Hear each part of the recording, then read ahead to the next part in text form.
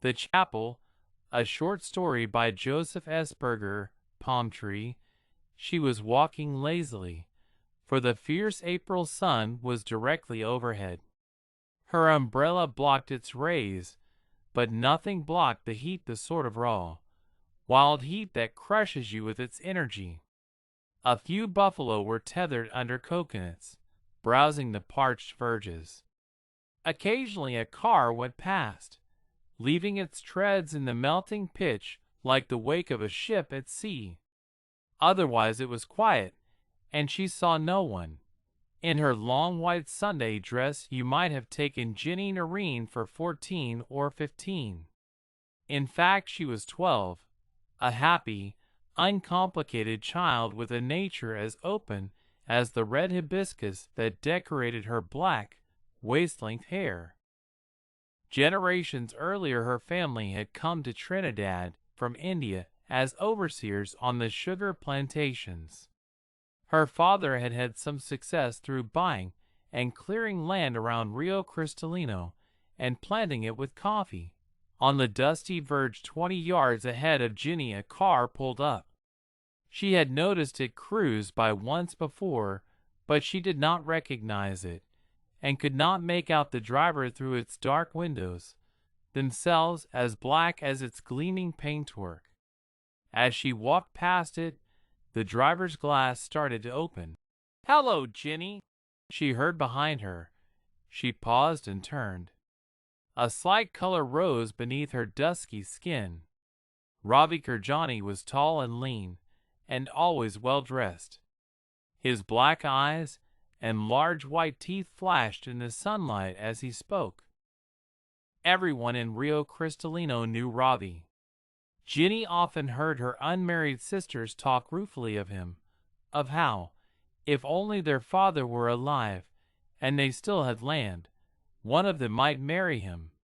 And then they would squabble over who it might be and laugh at Ginny because she was too simple for any man to want.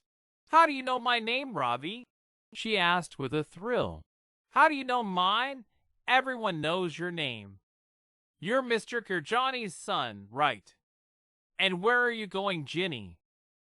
She hesitated and looked down at the ground again. "To chapel," she said with a faint smile. "But Ginny, good Hindus go to the temple."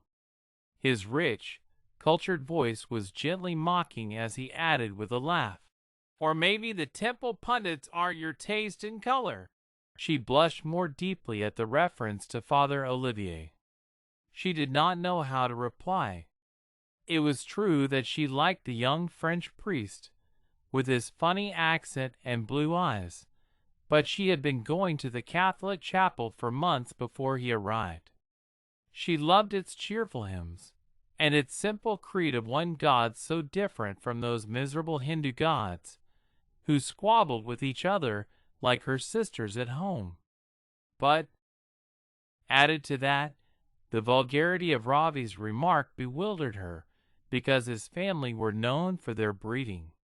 People always said that Ravi would be a man of honor, like his father. Ravi looked suddenly grave. His dark skin seemed even darker. It may be that he regretted his words. Possibly he saw the confusion in Ginny's wide brown eyes. In any case, he did not wait for an answer. "Can I offer you a lift to chapel in my 21st birthday present?" he asked, putting his sunglasses back on. She noticed how thick their frames were. Real gold, she thought, like the big, fat watch on his wrist. "It's a Mercedes from Papa. Do you like it?" he added nonchalantly. From the shade of her umbrella Ginny peered up at a small lone cloud that hung motionless above them. The sun was beating down mercilessly, and there was an urge in the air and an overpowering sense of growth. With a handkerchief, she wiped the sweat from her forehead. Ravi gave a tug at his collar. "It's air-conditioned, Ginny, and you won't be late for chapel," he continued, reading her mind. But chapel must have been the last thing on Ravi's mind when Ginny, after a moment's hesitation, accepted his offer. For he drove her instead to a quiet sugar field outside town, and there, with the Mercedes concealed among the sugar canes, he introduced himself into her. Ginny was in a daze. Young as she was, she barely understood what was happening to her. The beat of calypso filled her ears, and the sugar canes towered over her as the cold draft from the air conditioner played against her knees. Afterwards, clutching the ragged flower that had been torn from her hair, she lay among the tall, sweet-smelling canes and sobbed until the brief tropical twilight turned to starry night. But she told no one, not even Father Olivier. 2 weeks later, the little market town of Rio Cristalino was alive with gossip. Ravi Kirjani had been promised the hand of Sunita Morpolani. Like the Kirjanis, the Morpolanis were an established Indian family, one of the wealthiest in the Caribbean. But while the Kirjanis were diplomats, the Morpolanis were a commercial family. They had made their fortune in retailing long before the collapse in oil prices had emptied their customers' pockets, and now Morpolani stores were scattered throughout Trinidad and some of the other islands. Prudently, they had diversified into banking and insurance, and as a result their influence was felt at the highest level. It was a benevolent influence, of course, never abused, for people always said the Morpolanis were a respectable family and well above reproach. They had houses in Port of Spain, Tobago, and Barbados, as well as in England and India, but their main residence was a magnificent, sprawling, colonial-style mansion just to the north of Rio Cristalino. The arranged marriage would be the social event of the following year. When Ginny heard of Ravi's engagement, the loathing she had conceived for him grew into a sort of numb hatred. She was soon haunted by a longing to repay that heartless, arrogant brute. She would give anything to humiliate him, to see that leering, conceited grin wiped from his face. But outwardly she was unmoved. On weekdays she went to school, and on Sundays she went still to Father Olivier's afternoon service. "Girl, you sure does have a lot to confess to that Whitey," her mother would say to her each time she came home late from chapel. "He's not a Whitey, he's a man of God. That's as may be, child, but don't forget he does be a man first." The months passed, and she did not see Ravi again. And then it rained. All through August the rain hardly stopped. It rattled persistently on the galvanized roofs until you thought you would go mad with the noise. And if it stopped, the air was as sticky as treacle, and you prayed for it to rain again. Then one day in October, towards the end of the wet season, when Ginny's family were celebrating her only brother's 18th birthday, something happened that she had been dreading for weeks. She was lying in the hammock on the balcony, playing with her 6-year-old nephew Penny. Suddenly, Penny cried out, "Ginny, why are you so fat?" Throughout the little frame house, all celebration stopped. On the balcony, curious eyes were turned upon Ginny, and you could see what the boy meant. "God's have mercy on you, Virginia! Watch the shape of your belly," cried Mrs. Noreen, exploding with indignation and pulling her daughter indoors, away from the prying neighbors' ears. Her voice was loud and hard, and there was a blackness in her eyes, like the blackness of the skies before thunder. How could she have been so blind? She cursed herself for it, and harsh questions burst from her lips. "How did you bring such shame upon us, girl? What worthless layabouts does you throw yourself upon? What man have you now? No decent man, that does be sure. And why does you blacken your father's name like this at your age? The man as didn't even live to see you born. Thank the gods he didn't have to know of this. You sure got some explaining to your precious man of God, child." At last her words were exhausted, and she sat down heavily, her weak heart pounding dangerously, and her chest heaving from the exertion of her outburst. Then Ginny told her mother of the afternoon that Ravi Kirjani had raped her. There was a long silence after that, and all you could hear was Mrs. Narine wheezing. When at last she spoke, her words were heavy and disjointed. "If anybody have to get damnation, that Kirjani boy'll get it," she said. Ginny's sisters were awestruck. "Shall we take her over to the health center, Ma?" asked Indra. "The midwife comes today. Is you crazy, girl? You all does know how that woman does run she mouth like a duck's bottom. You all leave this to me." That night Mrs. Narine took her young daughter to see Dr. Khan, an old friend of her husband whose discretion she could count on. There was no doubt about it. The child was pregnant. "And what can us do, Dr. Khan?" asked Mrs. Narine. "Marry her off, quick as you can," the lean old doctor replied bluntly. Mrs. Narine scoffed. "Who would take her now, doctor? I does beg you. There's nothing you can do for us?" A welcome breeze came through the slats of the surgery windows.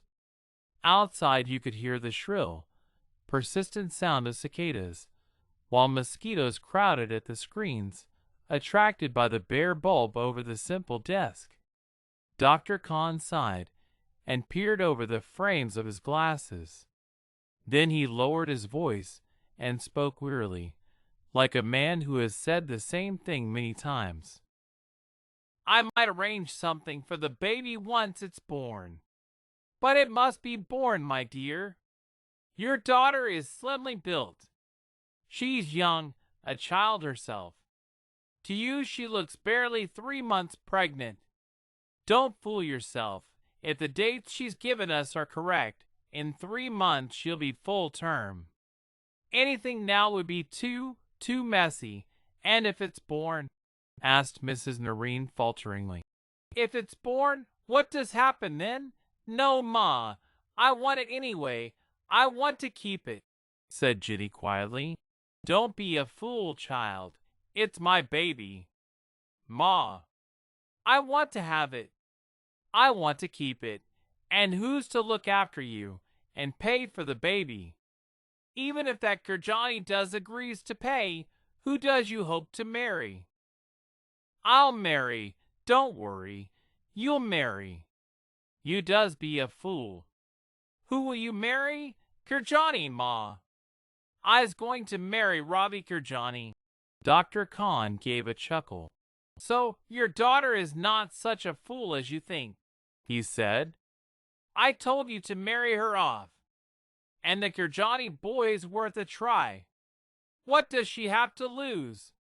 She's too clever."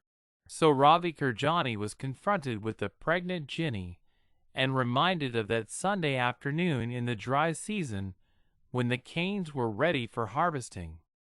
To the surprise of the Narines, he did not argue at all.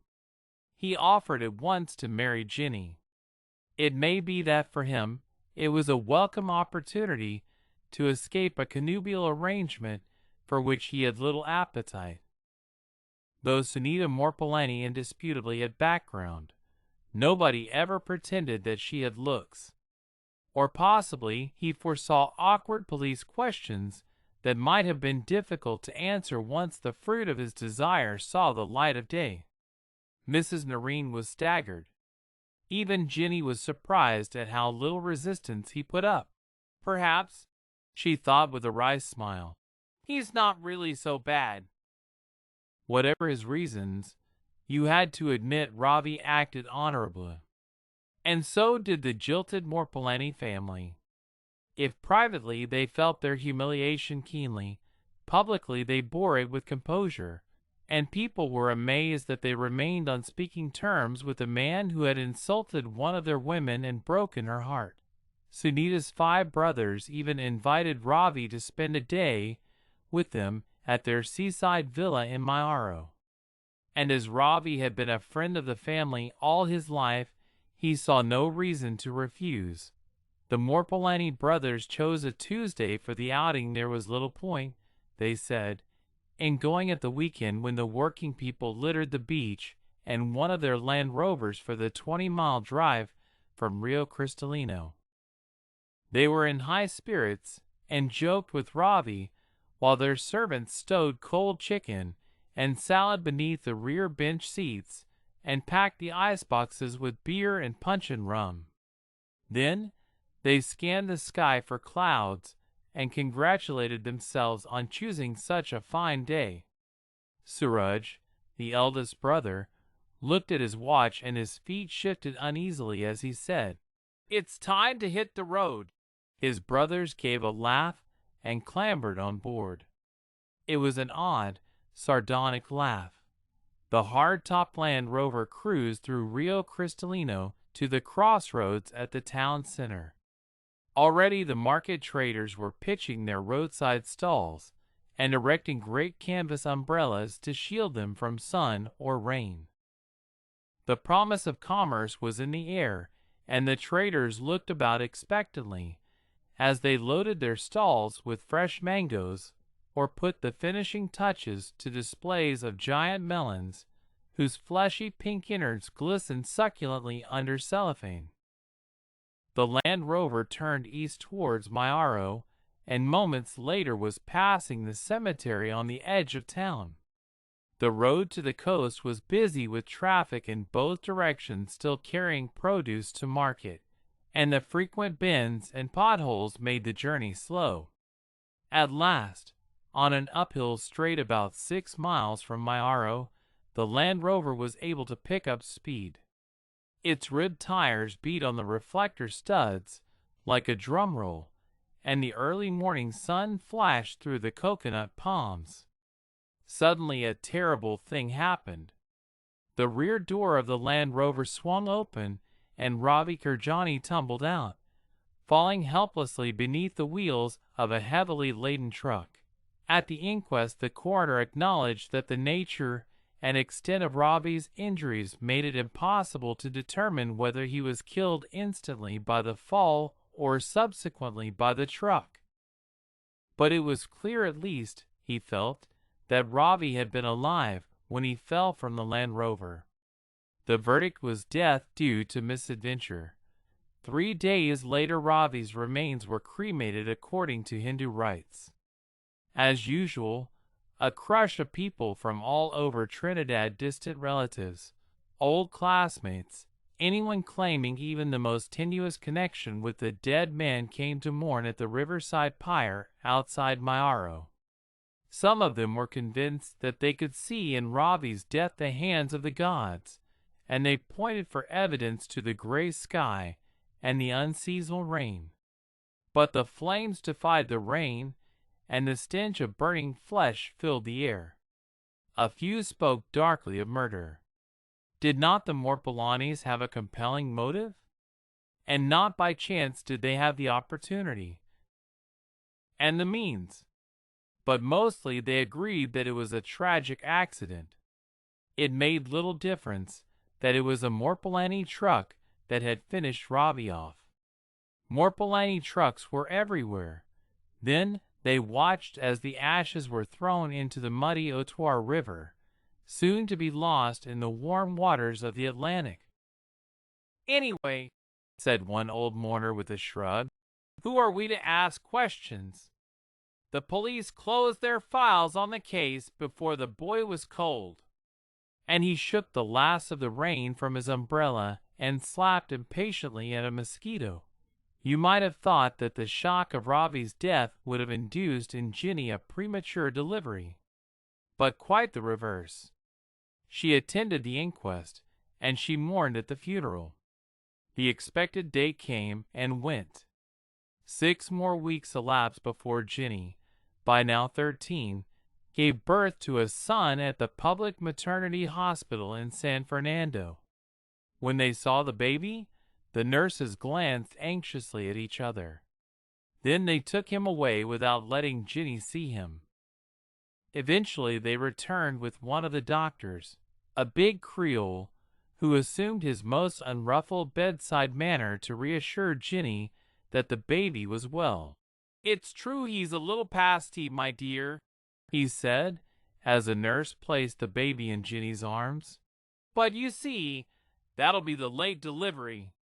And don't forget, you're very young, and you both had a rough time. Wait a day, 3 days, his eyes'll turn, he'll soon have a healthy color." Ginny looked into her son's blue eyes and kissed them, and in doing so a tremendous feeling of tiredness suddenly came over her. They were so very, very blue, so like Father Olivier's.